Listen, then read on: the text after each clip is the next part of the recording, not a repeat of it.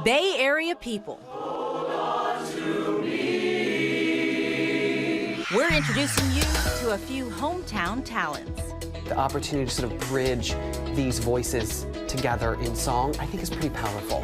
Who've overcome the odds. I've heard a lot of no's, and I'm a leading man in like one of the most popular shows on Broadway. To share their gifts with the world. And I often like to composite photographs together to show things that are somewhat surreal and not perhaps the way that the normal person would see them. Hear the stories behind their success. Everything great, thank God, happens in this show. We've been very, very lucky. KTVU Fox 2 presents Bay Area People, Hometown Talents. Hi everyone, I'm Claudine Wong, host of Bay Area People. And one thing I've learned about the Bay Area is that it's home to a lot of talented individuals, from singers and dancers to artists and photographers and everything in between.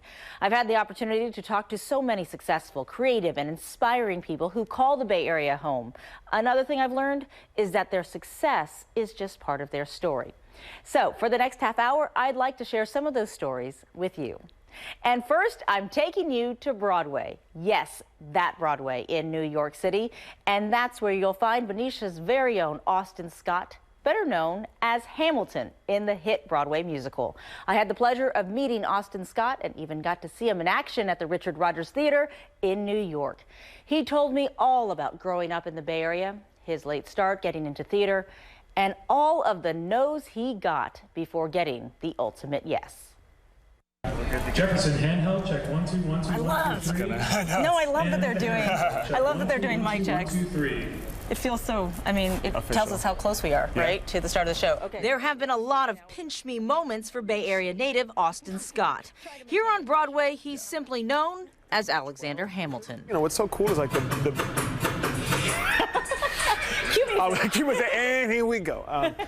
No, the cool thing is like the skeleton of it never really changes. It's been an incredible ride, but an unconventional one.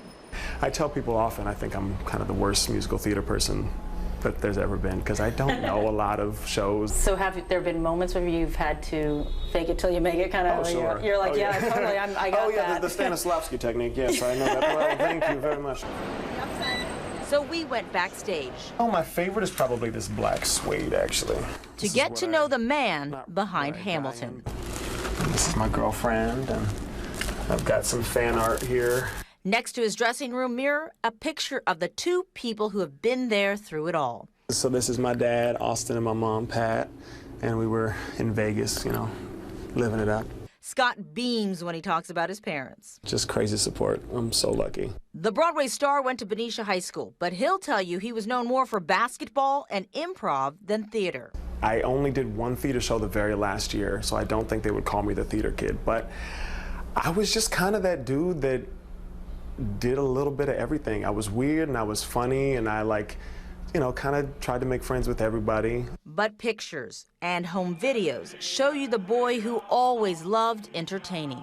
I did technically start when I was probably 8. You know, I mean, that's when I first started really like saying that this is something I was interested in, and my mom and my dad started kind of taking me to things. And so, I mean, I don't know how many auditions I've been on, probably well over 400. And what percentage of those worked out for you?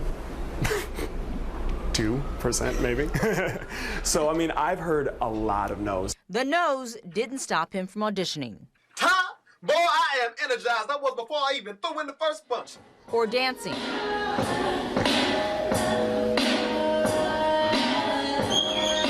Or singing.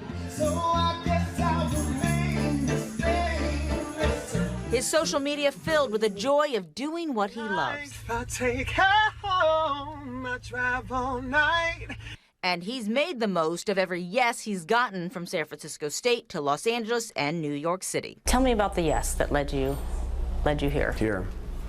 Well, let me tell you about the no first, the specific no for here. So I went out, the first time I went out for Hamilton, I went out for different roles. I went out for, I think, George Washington and maybe Jefferson, a couple different ones. And I had probably a string of 8 callbacks for, you know, Tommy and Lynn and all of them.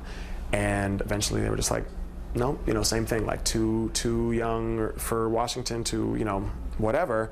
But we like you, you know, we'll keep you in mind. 2 years later, he was asked to read for Hamilton, and the no turned into a very big yes to play Hamilton on tour. That's like the ultimate yes. It's the ultimate yes. It was such a huge jump, so fast, and yeah, I was just floored. But I couldn't tell anybody for about 4 weeks, or 4 maybe weeks? even longer. Yeah, I had to keep it a secret. Like no one? No one. Not your parents? No. Well, I wasn't probably supposed to, but I immediately called my parents. Sorry if producers are listening. Yeah, I called my parents and my girlfriend. In January of 2018, he made his debut, traveling to city after city and sold out crowds. Then last February, he took the stage as Broadway's Hamilton. I'm a leading man in like one of the most popular shows on Broadway. And I was just, don't mess it up. Don't let your first show be, And while the turntable stage of Hamilton keeps him on his toes. There's been some times, too, where, like, I'll miss a cue or something, and I'll be straddling the turntable, and one will go that way, and the other will go that way, and then... In the whirlwind of his life, the pinch me moments continue. Like the moment? The moment. I think it depends. Sometimes it is, when I come out, because I mean that first moment when they say what's your name and I say Alexander Hamilton, like all the lights shift to me and all the focus is on me, and like that sometimes is the moment. But yeah, there's some times at the end of the show where just everyone, I can look out and everyone's clapping and crying, and I realize what we just did. And so each night, the Bay Area's Austin Scott takes a moment as the show booms around him. This is my spot. You sit right here? I just sit right here. It's simple. And he breathes it all in. Living the dream, Austin Scott. You are living the dream. Thank you kindly. Well, turning constant pain into endless inspiration. When we return, I'll introduce you to a photographer with an incurable medical condition whose pictures reflect the world the way he sees it. I think somewhat says this is an Adam Jacobs photograph. Often, even with somewhat of a dizzying, migrainous perspective, I say it's a window into my migrainous world. Stay with us. This is Bay Area People, Hometown Talents.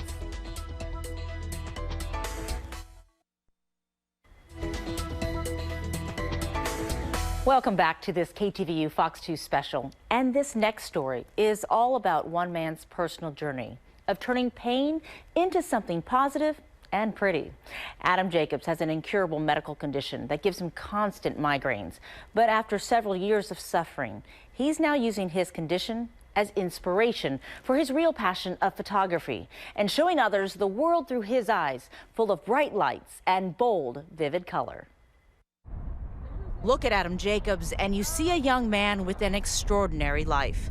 A man who sees the world through his own unique lens and whose talent has taken him across the world. To photograph Super Bowls and Olympics and meet presidents and be in the home of Nelson Mandela with Bill Clinton and Sir Mick Jagger and countless athletes, and really take me to the most unbelievable places. But there is so much to Adam Jacobs that we can't see. From the second I wake up till the minute I go to bed, I have a migraine. I feel chronic head pain, I feel dizziness, I feel nausea, and the challenge with it is it's an invisible illness. Jacobs lives in constant pain. Ice helps, so does the dark, and so does medication. But nothing ever stops it. Not since it started more than 10 years ago. This was literally my first week in college. I'd got sick 6 weeks before in South America from eating some shrimp.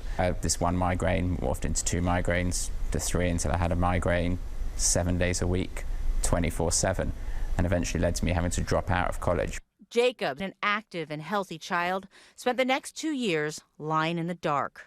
Doctors in the UK couldn't figure out what was wrong and finally sent him to specialists at a pain clinic in Michigan. They compare it to rehabilitating someone who's had a stroke. I'd go to the grocery store, I'd go to the supermarket for 5 minutes at a time, gradually building up my level of activity. And as I was doing that, I'd always take a camera with me as a distraction to how much my head hurt. He spent months being treated, and one day his love for sports brought him and his camera to the Big House at the University of Michigan, the largest stadium in North America. So I went there with my camera and I snapped a few shots, and I subsequently created the photograph you see behind me, which was a stitch of 20 photographs put together. He had the photo developed at a local camera shop. The lady came out when I went to pick the photo up, and she said, actually think this is pretty unique and somewhat original. Do you mind if I show it to someone who works in the University of Michigan athletic department? She did, and he's never looked back. That photograph was the start of a career which has now put him in an elite class of artists. But wherever he has gone, the migraines are with him. It took 6 years to finally put a name to his suffering. And I got diagnosed with something called POTS, which is postural orthostatic tachycardia syndrome. It means my brain and my body don't quite talk to each other how they should. There is no cure. It's a part of me. It's not going to go away. And so, like his world, his pictures are complex. This picture of Buckingham Palace is 200 photos stitched together. There are 400 in this picture of the Olympic closing ceremonies. And this one of the Super Bowl has more than 500. And I often like to composite photographs together to show things that are somewhat surreal and not perhaps the way that the normal person would see them. And his latest project, Urban Reflections, taken in New York, may make you dizzy. It actually was created from me hanging, which I never thought I'd do, hanging directly out of a helicopter, looking straight down, which my doctors gave me a real slap on the wrist for, and I paid for afterwards. The photograph you see is Wall Street, actually, that I wanted to create to look like a ring. It almost resembles like the Super Bowl ring. Right now, he's working on a San Francisco version. And while he would trade it all for a chance to feel life without pain, he says he knows it is his illness that allows him to see the world like this, bold and saturated in color, detail, and light. Big, like in-your-face look and style and aesthetic in the photographs that I think somewhat says this is an Adam Jacobs photograph. Often, even with somewhat of a dizzying, like migrainous perspective, I say it's a window into my migrainous world. His is a story of gratitude and hope. When I was 18 and I was lying in that dark room, I never thought I'd get married. I never thought I'd be able to live on my own. I never thought I'd be able to even cook a meal for myself. But he came out of that dark room, graduated from school, found love, and created a life. And he hopes his story helps someone else find the light. Well, it's a show made just for kids of Children's Hospital Oakland. After the break, how this live television program is put together to lift the spirits of young patients in their hospital rooms. It really brings our hospital community together, and it's driven by the kids. You're watching Bay Area People, Hometown Talents. We'll be right back. All right, Brandon, let's rock it. Welcome back to this KTVU Fox 2 special. I think we can all agree there's something healing about music, and that's something the folks over at UCSF Benioff Children's Hospital Oakland are taking advantage of. The hospital offers individual and group music therapy sessions as part of a child's treatment. During sessions, therapists help children learn rhythm and notes. Kids can also choose to play their own instruments and write their own songs. Brandon, you reach up, go 1 and 2, and 1 and 2. When they're playing on an instrument and really putting themselves into the experience, you know, one, they're not focusing on the pain, but also the idea about we bring in a lot of improvisation and songwriting and being able to promote resiliency. Therapy sessions target both the body through physical movement and the mind by encouraging creativity. Also at Children's Hospital Oakland, a unique live television program is putting smiles on the faces of young patients, all by making the children the stars. I got a look behind the scenes of The Cho Show. I'm going to walk through just like the main segments. We peeked in on what is known as The Cho Show just before showtime. The Cho Show theme song that one of our doctors made for us. Kristen, you're going to say thanks for tuning in. Host Sadie Wilcox got her guest hosts, KOIT DJs Nick and Kristen, up to speed. So Nick, kick it off with some shout outs. Don't forget to keep your eye out for the bloopers at the end. And once the live audience was in place, they were off. Hi, I'm Sadie. Hi. I'm Nick. I'm Kristen. Thank you so The much. CHO Show stands for Children's Hospital Oakland. For the last 5 years, it has gone live every week from the hospital's teen lounge and can be watched from each of the 190 hospital beds. Shout out to all those kids that are watching in their rooms. They do a little trivia. Brandon might know the answer. All right, dun, dun, dun, dun, dun, dun, dun. And since not everyone can come, anyone can call in. Daniel, you're gonna be in. Daniel! Right answers, of course, get you a prize. What color is a panda? One. Black and white! Black and white! All right. And so will winning this edition of Name That Tune. La la la, la la. Thank you so much. You got the right answer. We'll bring you a prize after the show. And there is no shortage of prizes. Yell out the name of the song on 3. What was that song? 1, 2, 3. Oh! And the CHO Show also highlights art. So Caleb and Caleb are in the schoolroom. Caleb and Colin, and they're giving us some other fun facts about the hospital. And showcases videos created by the children. The hospital has a playground. And with a lot of the children here facing some pretty serious stuff, the CHO Show is also about showing them they're not alone. It really brings our hospital community together, and it's driven by the kids, so that we ask the kids, what do you want to know about? Between the selfies and the impromptu dance parties. Was that your favorite part then, dancing? Yeah, good. How did it make you feel to see everyone dancing? Good. The CHO Show is so clearly their show. It's really geared towards who's here, what are their needs, and how can we use the show as a way to connect people. And it's grown from there. And no matter what they face, it's always here. Nice work, everybody. We'll see you next week. Well, it was only supposed to be a 6-week show. Instead, it lasted more than 30 years. Coming up, we'll take you behind the scenes of San Francisco's iconic show, Beach Blanket Babylon, as the cast and crew prepare for that final curtain call. I'm gonna miss everything. I love everything about the theater, even the arguments, all the stuff backstage that goes on. Stay with us. This is Bay Area People, Hometown Talent.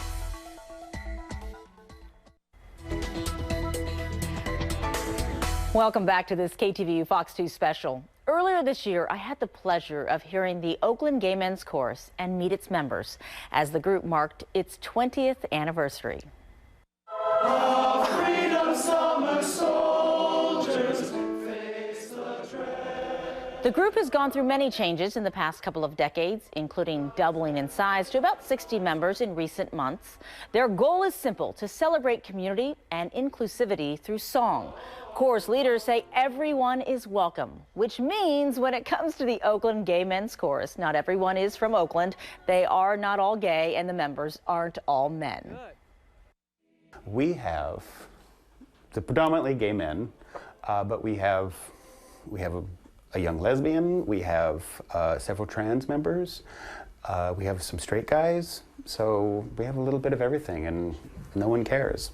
It's gonna sound cliche, because I think you probably hear this a lot, but it's home for me, or it's the thing that feels most like home. The Oakland Gay Men's Chorus practices and performs frequently all over the Bay Area. Across the bridge in San Francisco, the folks over at the one and only Beach Blanket Babylon are getting ready for their final curtain call.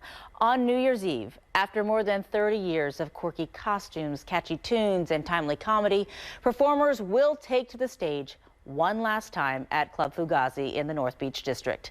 I sat down with the show's producer and the cast and crew to talk about how this 6-week show transformed into what is now an iconic San Francisco production.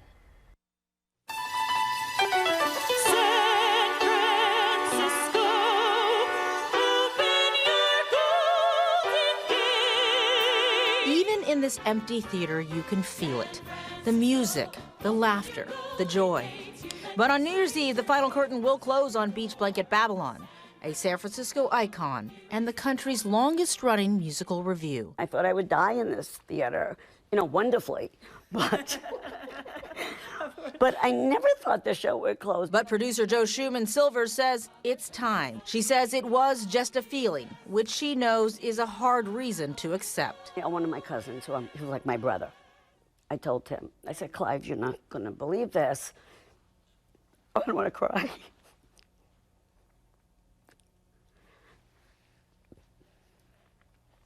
That's why you gave me this. But I said, it's different for me there, and it's not fair to everybody. I feel differently. I mean, I'd still love this show, but something's different. What is clear is that this show was never supposed to last this long. 6 weeks. I have the poster at home that says 6 weeks. Her late husband, Steve Silver, started it back in 1974. One night, a bunch of us were out at dinner, and we came outside the restaurant, and there was a guitar player. People were throwing coins at him, and I said, hey, wait a minute, let's go back to my house, put some costumes on that I had from Rent-A-Freak, and come back and do an act, see if we can make some money. They made $25, and Beach Blanket was born. Silver glued crazy hats together himself and sketched his ideas, making them a reality on stage. You knew sushi like I knew sushi, not a stock idea, but kind of sick. And so this show of Snow White searching for her prince was born. It was wild and wacky and changed as the news of the day changed. And the world took notice. Big names like Annette Funicello and Willie Brown took part in the show. And the Queen of England and later Prince Charles and Camilla came to watch.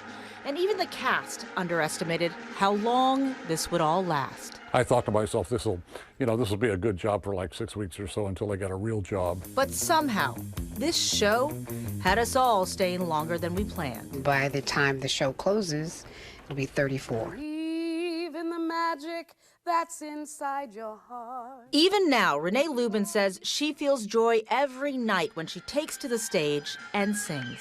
I'm gonna miss everything. I love everything about the theater, even the arguments, all the stuff backstage that goes on, all of the happy, the fun, the joy, the anger. John Kamiani spent 4 decades backstage as stage manager.